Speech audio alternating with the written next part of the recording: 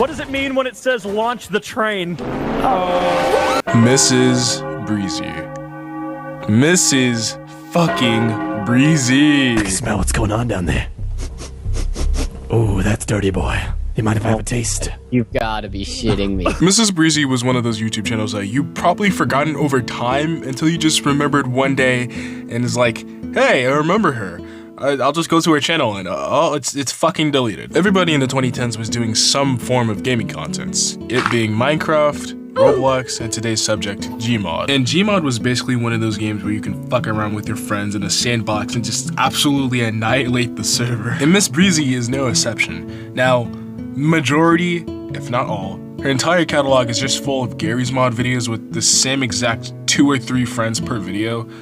And the videos were kind of fun. Now, like I said previously before, I don't really watch gaming YouTube like that, but back then when I was 8 years old, I used to watch the living hell out of MsBreezy's fucking Sanic chase videos. But this wasn't Bree's only type of content that she used to do. Before she did Gmod videos, she also did Minecraft videos. Skits of Minecraft, but how do I say this? The skits were just a little weird. Taste the pig! Rape the pig! What the fuck? Okay, look, I get it. It was a part of its culture at the time to make rape jokes like that. But even for 2012 standards, this is a little crazy. On August 6th of 2011, MsBreezy created her YouTube account. Now, I've kind of been lying to y'all. Her name wasn't always MsBreezy. Her name was Kuledud or Kuledud. Don't really quote me on this because I didn't really know how to say her name before she transitioned to MsBreezy. But nonetheless, she started posting Minecraft content to her channel, like, you know, everybody did in the start of the 2010s. But there was a lot of skits that I don't really care or bother to mention at all because they're just dumb skits. But one series in particular that I want to talk about for a bit is the Newbies series. One time, when I was 12 years old, I put my penis in a tortilla and called it the wiener burrito. This series back then was just basically making fun of Minecraft noobs, and I kind of see why, because Minecraft noobs are just fucking stupid. The series followed 3 main characters, practically 2, but we had the noob, this guy I forgot the name of, and the admin. There was a lot of episodes too. There was like around 16 episodes. Every single episode just kind of felt like a production value just went behind it. Around the 1st to the 16th episode, you can really tell the difference. The series went on for about 1.5 years, and it kind of just amazes me how much production value was in it in like just a single year. Of course, I don't have any proof to back this up, but I feel like MsBreezy was taking steroids while making this series. It was the most amazing feeling in the world. You couldn't beat What are it. you talking about? The first time I masturbated. Oh. This series kind of delved into basic things everybody does in Minecraft, like going to the nether, spleefing. Yeah, I would totally invite my fucking kids to this. And, oh, hey, look here, Brian. The greatest leader this server has ever seen! Sir! God damn it, Alfred! How many times have I told you to use my doorbell? I knew it, the signs were deafening. The series kind of felt nuanced for some reason, and I don't really know why, because it kind of just ends out of nowhere around episode 16 with a very forced conclusion of the noob killing Herobrine with no arc in between. But, you know, I kind of like it for what it was and what it is kind of now. It feels very special to me. Even if I didn't watch it back then and I just watched it for research, it kind of just feels special to me. And I can kind of go on for a little bit about this series, but the really only good part here is the meme potential. Well, thanks to Jake and his extreme obsession with J, we were able to sniff you faggots out, you could say. Oh, Breezy, how could you? Okay, I just want to mention one last thing because I forgot to mention it here. But what I find interesting is the fact that MsBreezy or Kuledud 3 used to work for Machinima. Now, Machinima was just basically the YouTube partner program before YouTube partner program because YouTube didn't really have a way to monetize off your videos back then. So around 2013, 2012, Machinima would ask a lot of creators to monetize off their work and put it on their YouTube channel, but they would also get a cut of the profit as well. Even though they would take a large portion off the profit, but that can be a video for a different day.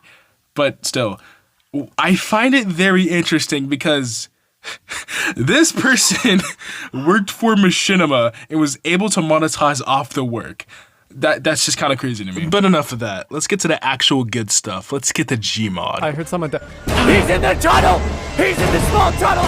Around in early 2015, I would say, is that MsBreezy started popping off with mainly the Sanic chase videos. Back then, a lot of people used to copy the Sanic template and just basically add their own characters like Freddy Fazbear or something like that. The only difference of the Nextbot clones were just its behavior changing, and that was pretty much the only thing that changed. MsBreezy absolutely loved the Sanic clones so much because it kept getting a lot of views. Like, I'm talking hundreds and hundreds of thousands of views per video. It also kind of reminds me of this other YouTuber who loved him too. And I think he loves me. What the frick is going on? I remember watching all the Nextbot videos by MsBreezy, It Smells Like Horror, and even Glich'e Gaming. You know, now that I look at it, every single Nextbot video is kind of the same, because if you watch one from one content creator, you kind of watch them all.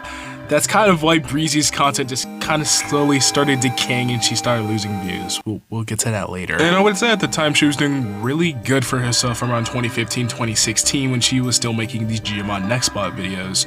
But there was kind of one problem. There isn't really any problem with any of these, but these were a big factor into people not really liking her. Number one, she was a brony, and number two, she was trans. And there isn't inherently wrong with any of these things. I'm not the one to really judge. I mean, I guess bronies are a little bit weird, but if you have a problem with her being trans, I think you have a problem with me. That's right, all my trans and LGBTQ viewers stand up! Around 2016, the SJW phase of everybody started going around with politics and people just genuinely being assholes on the internet. Kinda like they are now, but on Twitter. But still, it was around a time where a lot of people weren't acceptable to people either of color or just basically part of the LGBTQ. Even with this in mind, MsBreezy didn't really stop and kept going, which is good for her. But the thing that kind of confuses me is that she used her dead YouTube name Kuledud 3 or Cool Dude or whatever you want to, how you say it, in her outros, but went by Bree or Breezy. I'm kind of confused, and maybe she didn't delete her channel. I would probably have an explanation. Alright, I just want to mention this here because I have nowhere else to put this, but when I was doing research, I came across this video called My Transition video from the MsBreezy Archive YouTube channel, and for some reason, I think it feels like an allegory for becoming a trans girl in MsBreezy's eyes. Now, if you replace the word B in the video with girl or woman, it would make a lot more sense.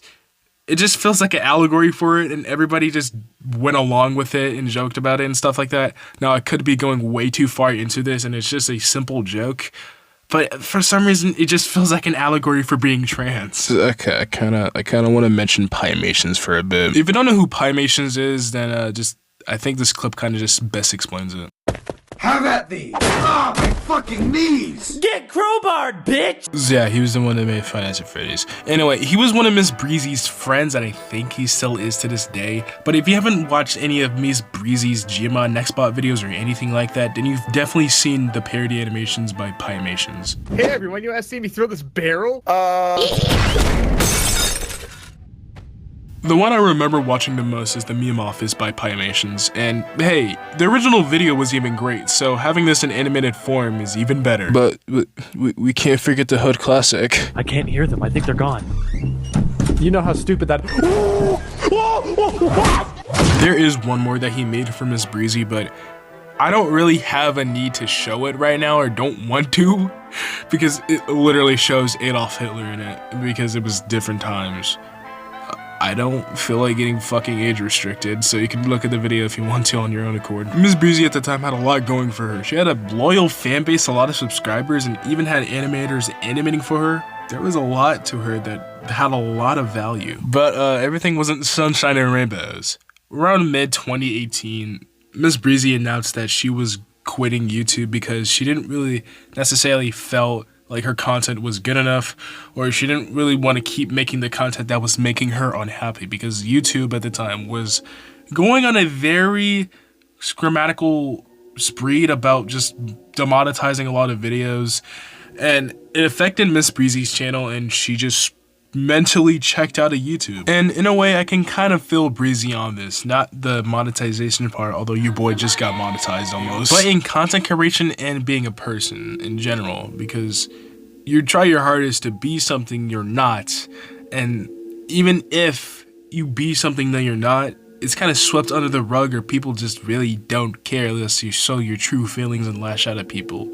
And MsBreezy was at the time mentally not doing well around 2018, but somehow she carried on and got back up on her feet and started posting again. She didn't really care for the subscribers or YouTuber monetization, even though the monetization part was very important because, you know, money pays the bills. But still, she didn't really care for any of that and just wanted to go back to posting to YouTube to make people happy, especially herself. But that didn't work out in the long run, did it? MsBreezy continued to make Gmod Let's Play videos and animated videos too, bringing on animators.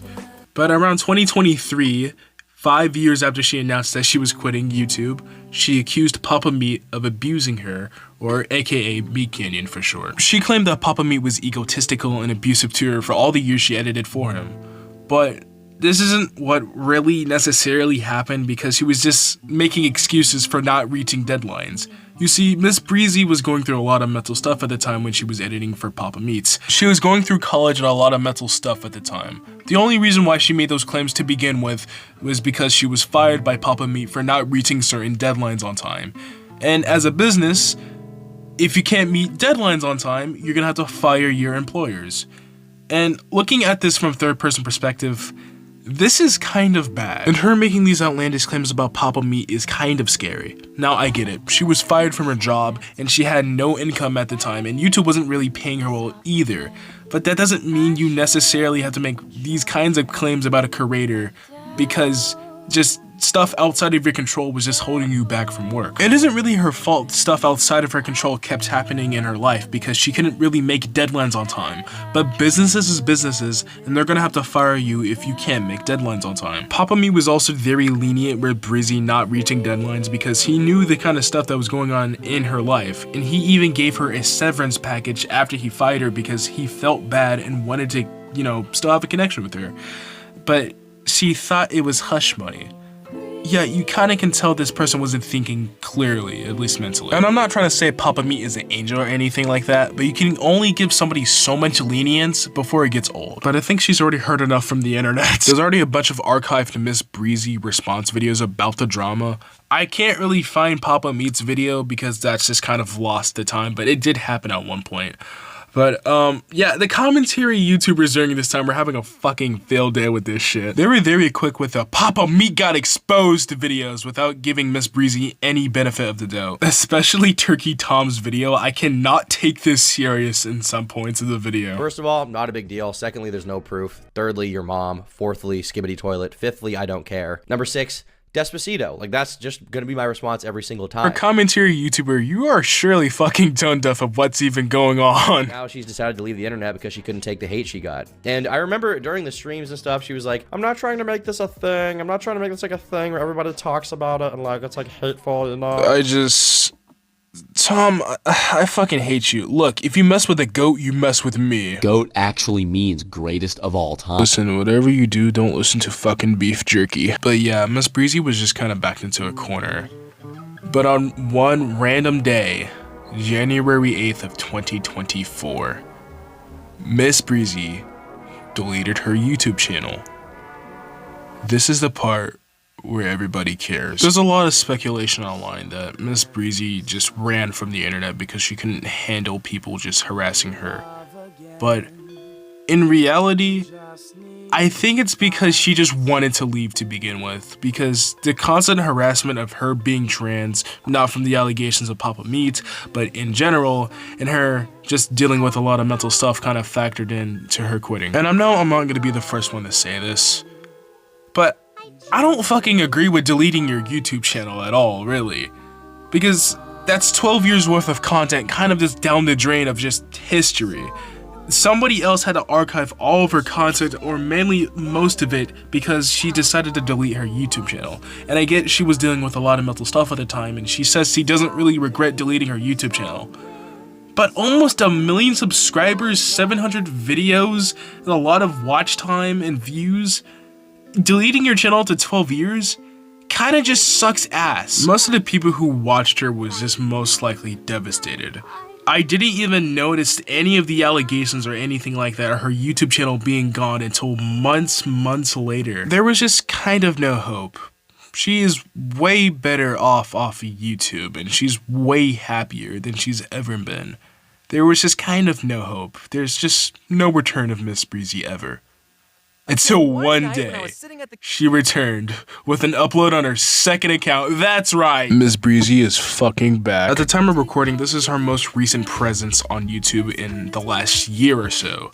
I don't know if she will ever make more content again, because this kind of just looks like a one-off, but if she's still making more content in the future, then great.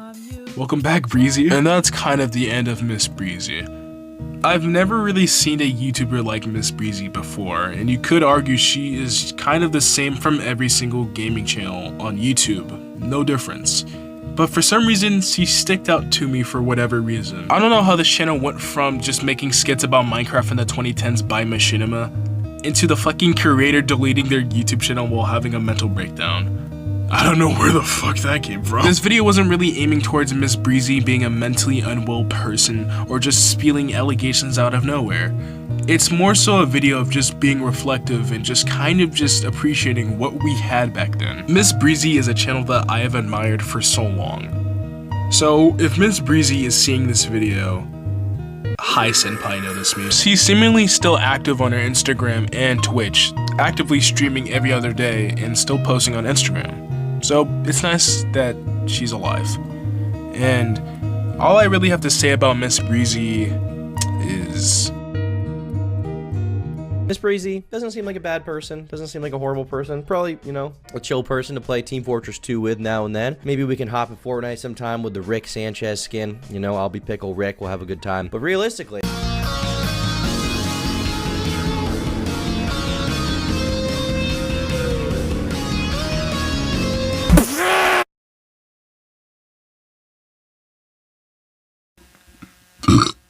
Oh my god.